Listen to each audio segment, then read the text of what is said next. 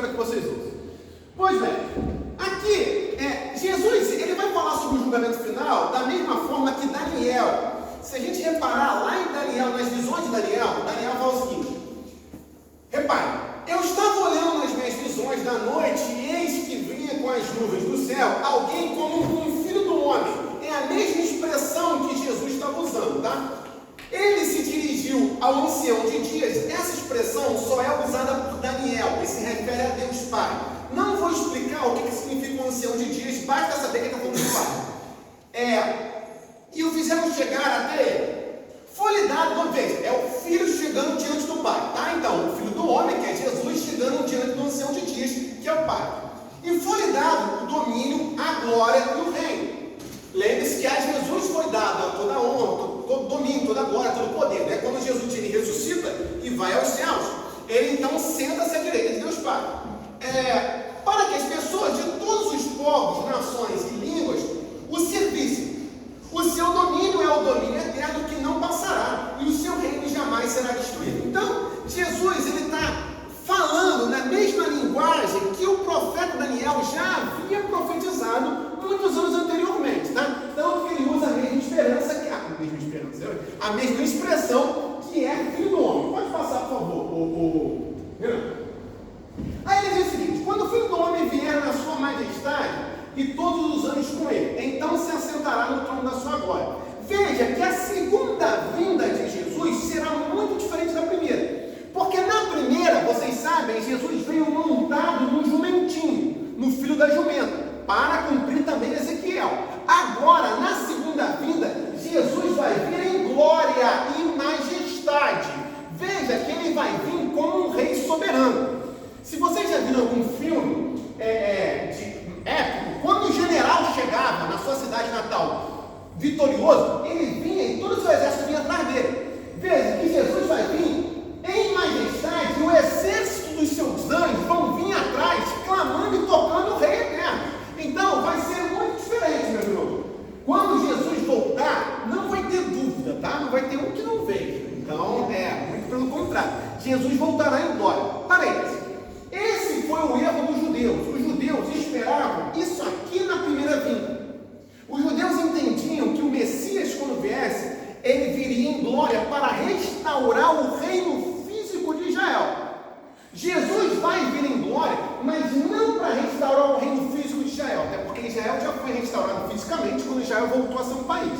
Jesus virá para restaurar o novo Israel, Sião, a nova Jerusalém. Tá?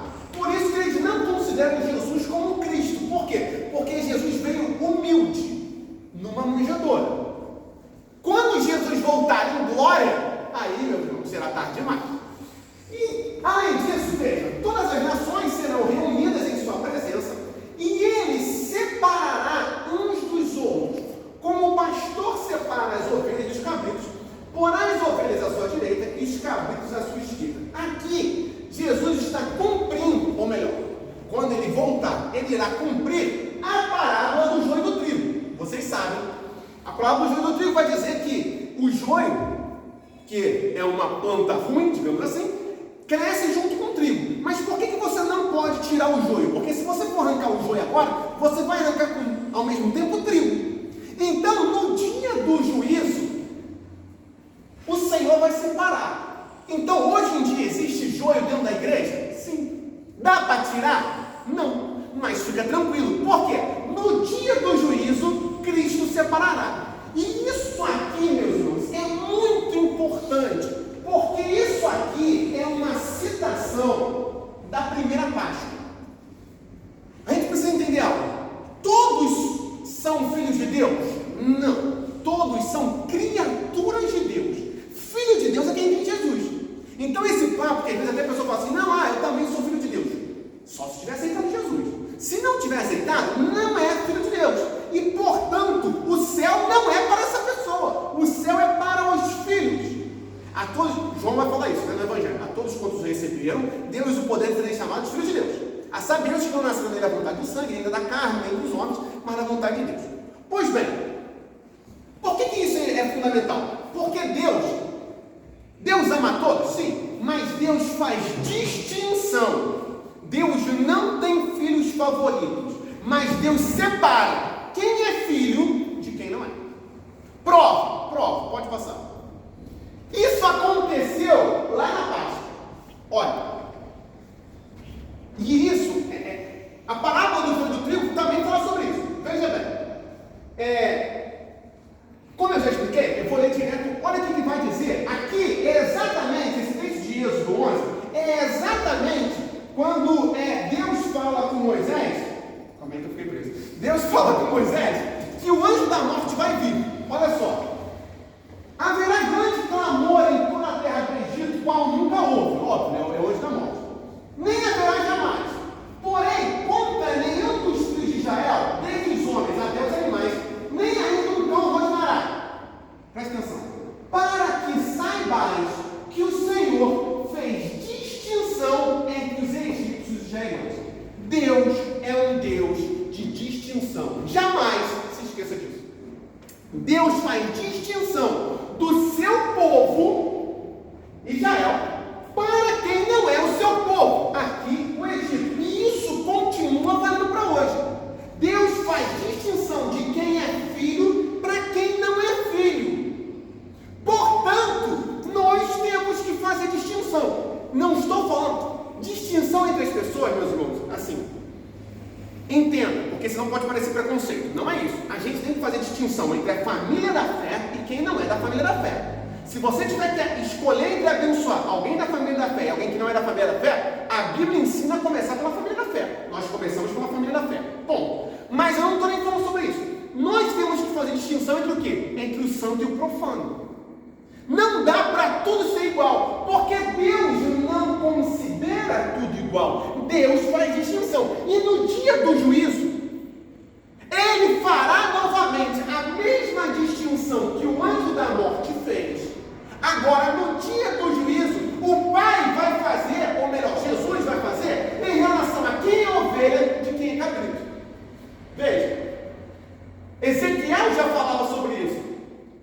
O mesmo, só lendo o comentário, o mesmo acontecerá com aqueles que no dia do grande juízo não estiverem selados com o sangue do Cordeiro. Olha o que Ezequiel vai falar. Quando a vocês, minhas ovelhas, assim diz o Senhor Deus, eis que julgarei entre ovelhas e ovelhas, entre carneiros e bodes.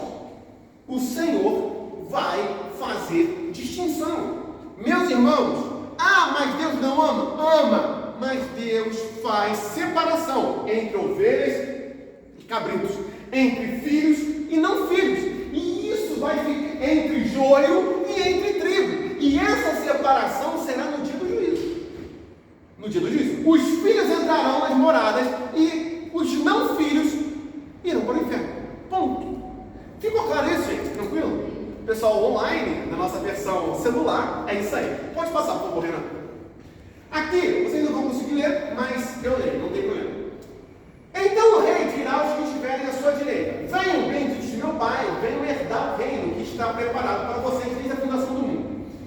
Isso aqui deixa claro que a salvação não é por obras. Por quê? Porque já está preparado desde a fundação do mundo. Ora, na fundação do mundo, nem eu e nem você estávamos lá. Então, como é que a recompensa já estava preparada? Porque a recompensa não é por obras, é por graça. Paulo deixa isso muito claro, lá em Efésios. Olha só. Bendito seja o Deus e Pai de nosso Senhor Jesus Cristo, que nos abençoou com todas as bênçãos espirituais nas regiões celestes em Cristo. Aqui, antes da fundação do mundo, Deus nos escolheu.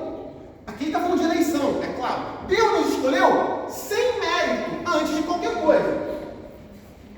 Vou pular aqui. Em amor nos predestinou para Ele, para sermos adotados como seus filhos, por meio de Jesus Cristo, segundo o propósito de sua vontade, para o louvor da glória da sua graça. Graça, não é obra. Ele nos concedeu gratuitamente no amado. A gente não fez nada.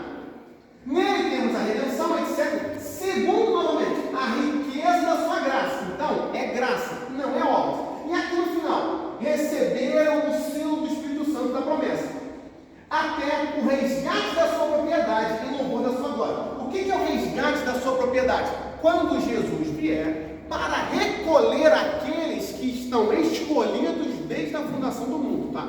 Então o Senhor voltará. Não vou entrar na discussão do livre-arbítrio, a gente já pregou sobre isso, tá? Já expliquei que eu entendo que a predestinação não anula o livre-arbítrio, mas não vem ao caso agora. A questão é que o céu está para nós preparado desde antes da fundação do mundo. Portanto, isso não é uma questão de mérito. Isso tudo é graça do Senhor para conosco. O Senhor nos escolheu em graça. Não fomos nós que compramos a salvação. Tranquilo, meu irmão? Porque isso aqui vai ter uma aplicação, tá? Mas vai ficar mais claro daqui a pouco. Pode passar, por favor. E aqui, meus irmãos, vem um texto clássico. Quando Jesus falou assim: porque tive fome, vocês me deram de comer, tive sede, me deram de beber, era forasteiro, vocês me hospedaram, estava nu, me vestiram, etc. E aí, os justos vão perguntar assim: mas Senhor, quando é que foi que nós te vimos nu e te vestimos, te vimos enfermo e fomos te ver? Se o Senhor estava preso, a gente foi lá te visitar, tivemos de comida, etc.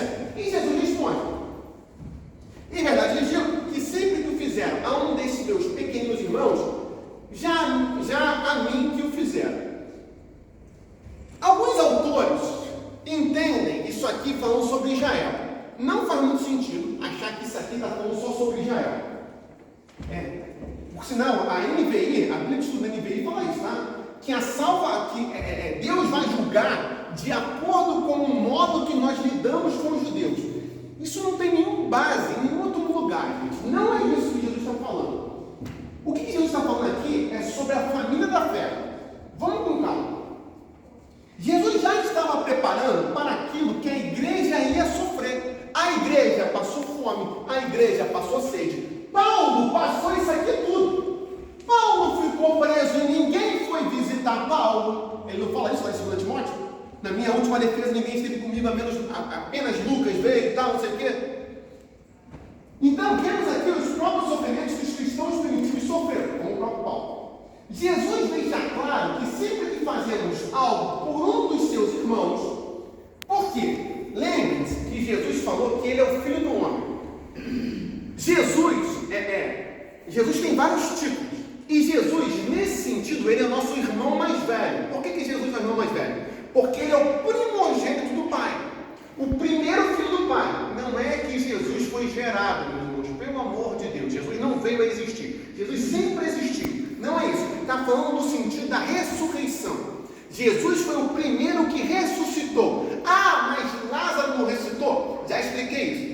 Os outros, a Bíblia fala sobre 10 pessoas que voltaram à vida. 10 pessoas não, 10 momentos. Porque um dos momentos foram vários ao mesmo tempo, que foi quando Jesus morreu e vários mortos se levantaram. Só que dos 10 que voltaram à vida, dos 10 momentos, só um ressuscitou. Os outros 9 é chamado de ressurgimento. Por quê? Lázaro ressuscitou? Não está errado, gente, mas teologicamente, Lázaro ressurgiu. Qual é a diferença? Ressuscitar é igual a voltar à vida em corpo glorificado e não morrer mais. Jesus foi o único que voltou à vida e não morreu. Lázaro voltou à vida, mas morreu de novo. A filha de Jairo voltou à vida, mas morreu de novo. Por que eu estou falando isso?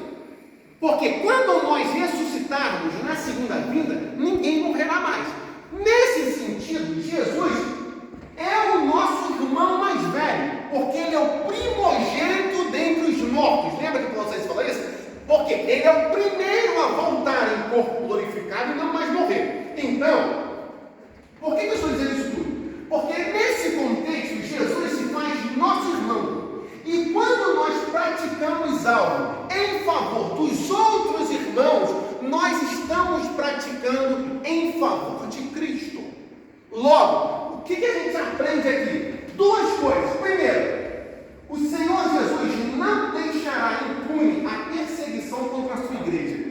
Aquele que persegue a igreja não está perseguindo apenas nós, está perseguindo o próprio Cristo. Por isso, confie em Cristo. Meus irmãos, todo aquele que fala mal de um cristão sincero, fala mal de Cristo. Todo aquele que ofende um cristão, ofende a Cristo. Todo aquele que mata um cristão está ferindo a Cristo. E Cristo trará julgamento a eles. Jesus não deixará impune a perseguição contra a sua igreja.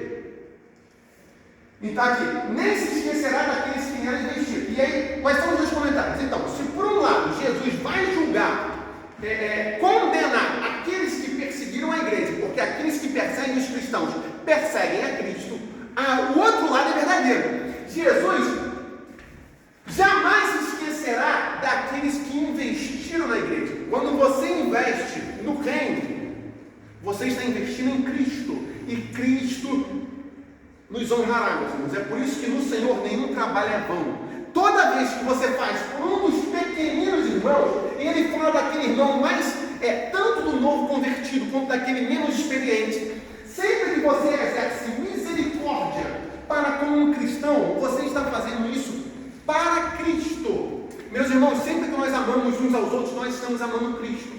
Tá? Isso aqui, cuidado, isso aqui não é Alto da Compadecida, porque no Alto da Compadecida, na cena final, lá pro final, o cara passa na frente de um mendigo, aí taca a moeda e depois transforma-se em Jesus. Não é isso.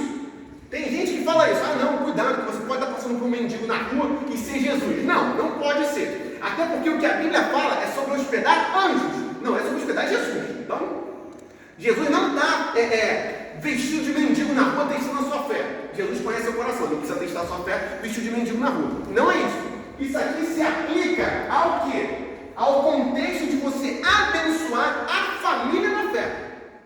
E faz muito sentido, gente. Quando alguém, por exemplo, se você tem um filho e alguém abençoa teu filho, um pai sempre fica feliz com aquele que abençoa o filho. Quanto mais o nosso Senhor. Então, entendamos isso. Que todas as vezes que você, de todas as formas, abençoa um cristão, de qualquer forma que seja, dando comida a ele, dando sede a ele, hospedando a ele, visitando a ele, você está fazendo isso por Jesus Cristo. Isso se aplica a todos os seres humanos? É óbvio que o cristianismo prega você abençoar todos os seres humanos, mas e que o amor aos seres humanos também é mandamento, amar ao próximo. Amém. Só que, novamente, não se esqueça que o Senhor faz distinção entre seus filhos, seu povo e aqueles que não são. Gente, tranquilo até aqui? De boa? Tranquilo aí? Tá filmando? Tá de boa? Tá bom, pode passar. Só que a recíproca também é verdadeira.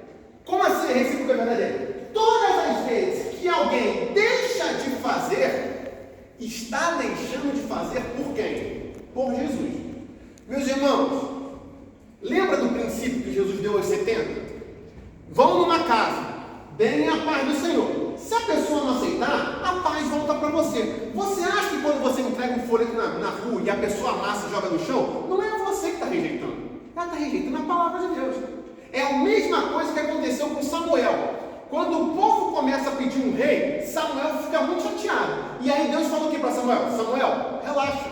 Eles não estão rejeitando você, eles estão rejeitando a mim. Todo aquele que rejeita ao cristão verdadeiro, né, meus irmãos?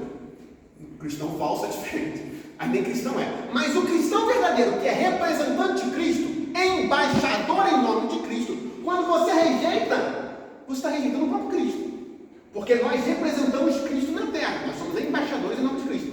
Portanto, aqui ó. E eles perguntaram, quando foi que vimos o Senhor com fome, com sede, forasteiro, nu, enfermo ou preso e não socorremos? Então o rei responderá, em verdade digo que sempre que deixaram de fazer a um desses meus pequeninos, foi a mim que deixaram de fazer. Então cuidado. Cuidado com a falta de misericórdia dentro da igreja, tá? Que toda vez que a gente falta com misericórdia, cuidado.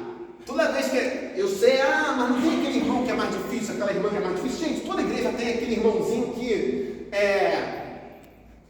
que você quase pensa assim, Senhor, eu posso orar para aquela pessoa não vir? Aí você fala assim, não posso, né? Porque eu devo orar para todos os filhos. Mas é aquilo, né? Sabe, tem sempre aquela pessoa que é mais difícil.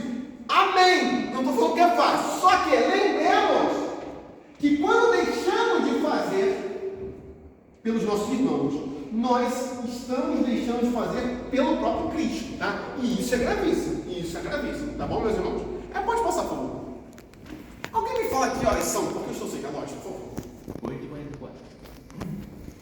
Tá certo isso? Então tá bom. E aí, só para deixar claro, e as obras? As obras não são instrumentos de salvação. Antes, são frutos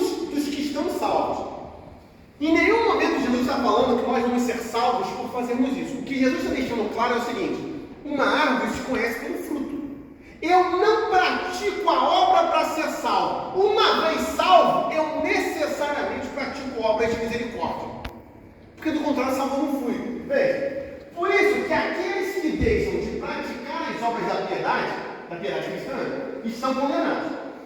Isso aqui sou eu que estou explicando. Não pela falta de obras, como se obras pudessem justificar alguém, mas porque a falta de obras demonstra uma fé morta, como vai dizer Tiago. E por isso a condenação. A árvore que não produz frutos não está morta por ser infrutífera. Veja, muito obrigado. Tá, valeu. A árvore que não frutifica, ela não morreu porque ela não deu frutos. Por ela já estar morta, é que ela não dá frutos. É exatamente isso. Paulo vai falar sobre isso, olha. Para que vocês aprovem as coisas excelentes e sejam sinceros e culpados. Para o dia de Cristo, o grande julgamento, cheios do fruto de justiça que vem por meio de Jesus Cristo, para a glória e louvor de Deus. Então veja, o fruto vem por meio de Cristo, mas Cristo quer que no dia do juízo nós nos apresentamos com frutos. Não que o fruto vai nos salvar, mas para demonstrar a nossa fé. Então, meus irmãos, a gente falou sobre a parábola dos talentos na última quarta-feira. Que frutos nós temos apresentado? Frutos de justiça? Justiça de Cristo? Ou frutos de iniquidade? Cuidado, meus irmãos, já falei isso. O Senhor julgará a todos nós. Todos nós seremos julgados. Todos nós seremos julgados, tá? Pode passar, Renan, por favor. E aí, eu falei que ia ter esse slide, né? Porque, quer ver, passa, por favor. Volta. Aqui tem um comentário muito interessante, volta, por favor. Pode voltar mais um? Eu quero ler algo para vocês no texto. Olha isso aqui.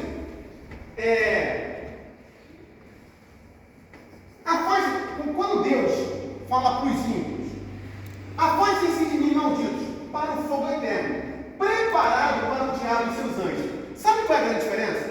O céu está preparado para nós, para aqueles que foram escolhidos por Deus. Mas Deus não criou o inferno para a humanidade, meus irmãos. Por isso que Deus não escolhe quem vai para o inferno. Esse conceito de predestinação, que Deus escolhe quem vai para o céu e quem vai para o inferno, está errado. Porque olha só, o fogo eterno foi preparado para o diabo e seus anjos. Deus nunca criou o inferno para mandar o homem, só que o homem escolheu o pecado. Não, a culpa não é de Deus. Está claríssimo que o inferno não foi criado para o homem. Quando Deus cria o inferno, Ele não cria para mandar o homem, só que o homem escolheu o inferno. Quando? Quando escolheu o pecado. Mas está claro, aqui está o contraponto. Lembre-se que Jesus fez questão de falar que nós fomos escolhidos para a salvação desde antes da fundação. O céu foi preparado para nós, mas o inferno, o fogo eterno, foi preparado para o diabo e seus anjos. Mas aqueles que não creram em Cristo escolheram ir para o lugar que Cristo nunca criou para eles. Por isso que o inferno vai ser o inferno, né? Entendeu? Aí pode passar. Pode passar. Alguns comentários sobre o inferno. Então vamos lá. O inferno não foi preparado para as almas humanas, e sim para o diabo e seus anjos. Portanto, se Deus nos predestinou para a salvação, Ele não predestina ninguém para a perdição. Por isso que eu falei que predestinação e livre-arbítrio não se opõem. Visto que as moradas celestiais já estavam preparadas desde antes da fundação do mundo para os eleitos. Mas o inferno não estava preparado para os pecadores, porque não tinha pecador quando Deus criou o inferno. Nós que escolhemos. E aí eu separei um grande trecho da Bíblia de Estudo da Fé Reformada, que ela comenta sobre o inferno. Meus irmãos, o inferno, primeiro, só vou conferir aqui a hora, tá? Ele é real. Tem gente que acha que o inferno não é real. É real. Ponto número 1. As almas vão queimar por toda a eternidade no inferno? Vão. O inferno não é como a gente vê em filme. A primeira grande descrição sobre o inferno não foi nem o inferno de Dante, tá? Tem um livro mais antigo chamado Vatek, que é uma lenda árabe, não vem ao caso. O inferno ficou muito famoso com o inferno de Dante, lá na Divina Comédia, em que o inferno estaria dividido em grandes ciclos, e que por mais grave que fosse o pecado, a pessoa ia descendo mais profundo. E lá no fundo está quem? Os traidores, junto com Judas. Isso não é bíblico, até porque ninguém foi para o inferno e voltou, tá? O que a Bíblia vai comentar? Por que você passou, Renan? Volta aí, se empolgou, né? Renan ficou com medo do assunto do inferno. Não temos. Vamos lá. Olha que coisa interessante. Quase todo o ensino bíblico sobre o inferno vem dos lábios do próprio Jesus. Então, para de achar que o inferno é lenda, tá? Senão você vai acabar com isso. Talvez essa doutrina seja, mais que qualquer outra, a que mais exige a lealdade dos cristãos ao ensinamento de Cristo. Os cristãos modernos têm traçado, olha isso aqui, limites para minimizar o inferno, em um esforço para pôr de lado ou atenuar o próprio ensino de Cristo. A Bíblia descreve o inferno como um lugar de trevas, um lago de fogo, um lugar de pranto e ranger de dentes, um lugar de eterna separação das bênçãos de Deus, uma prisão, um lugar de tormento do qual o verme não morre. Pode passar, Renan. Essas imagens gráficas de punição eterna provocam a seguinte indagação. Devemos tomar essa descrição como literal ou simbólica? Quando a Bíblia fala que o inferno é um lago de fogo, isso é literal ou é simbólico? Meus irmãos, olha só, isso não é o mais importante, porque olha aqui. Enquanto parecem simbólicos, não devemos pensar nelas como meros símbolos. Como assim? É provável que o pecador no inferno, isso aqui é muito interessante, prefira ficar num lago de fogo de verdade do que passar o resto da eternidade naquilo que vai ser o inferno. O que ele está dizendo que é o seguinte: o inferno vai ser muito pior daquilo que a gente acha, tá? E que até você ficar num caldeirão seria melhor do que estar lá. É exatamente isso. Entenda uma coisa, da mesma forma como a gente não consegue imaginar como vai ser o céu, a gente também não consegue imaginar como vai ser o inferno, tá?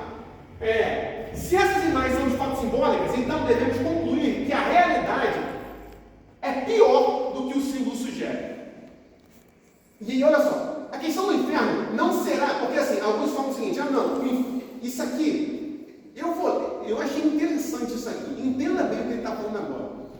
A questão não é a separação de Deus, entenda o que ele vai falar, calma. A presença de Deus é que os atormentará. Como assim? No inferno, Deus estará presente na plenitude da sua ira. Ele estará ali para exercer a justa punição do réu. Eles o conhecerão como um fogo que consome sem cessar. Eu nunca tinha pensado nisso.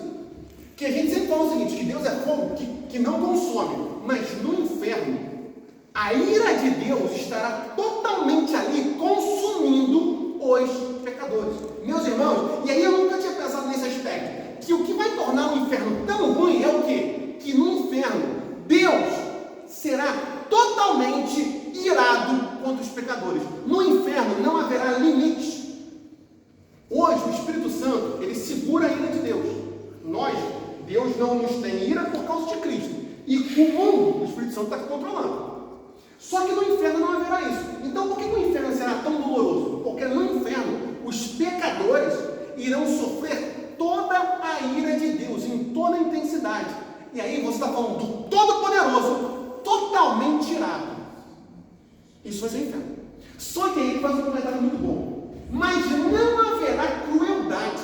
Mas então Deus é cruel. Não é. Olha só. É impossível que Deus seja cruel. Por que Deus não é cruel? Gente, teologia fantástica. A crueldade envolve a aplicação de uma punição injusta. Deus seria cruel se ele fizesse algo injusto. Só que o inferno não vai ser injusto. O inferno vai ser justo. Então o sofrimento no inferno não vai ser cruel. Vai ser o quê? Justo. Vai ser justo. Nenhuma pessoa inocente jamais sofrerá nas mãos de Deus. Agora, certamente o juiz de toda a terra fará o que é justo. Portanto, não haverá crueldade no inferno. Deus não vai aplicar uma pena maior do que a pessoa merece. Muito pelo contrário. A pessoa vai receber toda a pena que ela merece, que é toda a ira e o fogo consumidor de Deus. Isso será o inferno. Deu para entender, gente? Isso aí. Que bom que deu para entender. Pode passar, Renan. Talvez o aspecto mais amedrontador do inferno seja a sua eternidade. A pessoa consegue suportar a agonia mais intensa se souber que finalmente cessará. No inferno não existe essa esperança. A Bíblia ensina claramente que a punição é eterna. O inferno, pois, é uma eternidade diante... Olha isso aqui. Essa definição de inferno aqui é... O inferno é uma eternidade diante da justa e ardente ira de Deus. Um sofrimento que atormenta, do qual não há como escapar ou como receber alívio. Lembra da parábola? Que o cara está queimando o inferno e fala assim: ah, pai Abraão, pinga uma gota para me aliviar. Não haverá alívio. Compreender isso é crucial para nos levar a apreciar a obra de Cristo e pregar seu evangelho. Pode passar, por favor, ele está terminando. E aí, vai terminar assim, isso aí, tem 5 minutos aqui, segura esse relógio, tem 5 minutos. Estes irão para o castigo eterno, porém os justos irão para a vida eterna. Qual é a conclusão quando Jesus fala sobre o julgamento final? Não tenha medo do julgamento final, meus irmãos. O julgamento final vai julgar justamente aqueles que são justos, não por obras, mas porque foram justificados por Jesus. Isto é, aqueles que creram em Jesus serão salvos. Aqueles que não creram serão justamente condenados. Deus não vai aplicar uma pena pior do que a pessoa merece. Ele vai ser justo. E ir para o inferno, o pecador que vai para o inferno por não ter se arrependido, é justo. Assim como a salvação estão para aqueles que se arrependeram. Tranquilo, gente, isso aqui? Portanto, qual é a aplicação final para todos nós? Muito simples. Algumas, mas vou ficar com as principais. Primeiro, é tempo de arrependimento. Tempo de arrependimento. Tempo de confissão de pecados. Tempo de quebrantamento. Tempo de santificação. Ponto. Segundo, como a gente acabou de ler na Bíblia de Estudo da Fé Reformada, ao entender que o inferno será eterno e é a eterna ira de Deus, o fogo consumidor de Deus, isso nos faz o quê? Primeiro, termos um coração muito grato a Jesus por ter nos salvado. E segundo, nos traz a urgência da pregação do Evangelho. Portanto, três aplicações. 1. Tenhamos um coração arrependido. 2. Tenhamos um coração grato por Jesus ter nos salvado, sem que nós merecêssemos. 3. Já que o inferno é eterno, o fogo consumidor de Deus eternamente, então entendamos que pregar o Evangelho é uma emergência, porque existem pessoas que estão indo para o inferno e nós podemos, não somos nós que salvamos, mas a pregação do Evangelho pode mudar esse coração. Meus irmãos, Jesus vai voltar e ele vai julgar aquele que não recebeu a mensagem e vai julgar aquele que teve a oportunidade de pregar e se calou. Lembre-se que Jesus fala que aqueles que têm vergonha do nome dele, ele se envergonhará de nós no dia do juízo. Portanto, não tenhamos vergonha de Cristo. Soframos o que tivermos que sofrer pelo nome dele, porque na eternidade não haverá sofrimento, como a gente começou o culto lendo, que ele fará novo todas as coisas. Agora, para aqueles que não se arrependerem e não seguirem a Cristo, o sofrimento será eterno. O inferno, eu sei que a gente não prega sobre o inferno todo culto, mas o inferno é uma doutrina bíblica, é real. Ah, então eu tenho que servir a Deus por medo? Não, eu não sirvo a Deus por medo. Eu sirvo a Deus porque Ele me amou primeiro, e por isso eu devolvo a Ele em amor. A nossa relação com o Pai é uma relação de amor. Agora, ai daqueles que rejeitarem esse amor. Esses sim sofrerão as consequências eternamente. Então, agradeça ao Senhor e louve ao Senhor porque Ele te escolheu, meu irmão, minha irmã. Porque a gente podia estar queimando no inferno agora. E uma vez queimando no inferno, já era. Já era. Foi, irmãos e irmãs, para quem está online, fazer um comentário. Na hora que eu falei assim, vamos pregar sobre o inferno, a luz da igreja piscou inteira. Isso foi um negócio interessante. E foi 2 vezes, né? Quando eu falei inferno de novo, piscou de novo. É isso aí, é isso aí, isso aí. Glória a Deus. Faz seus olhos, meus irmãos, pode ir.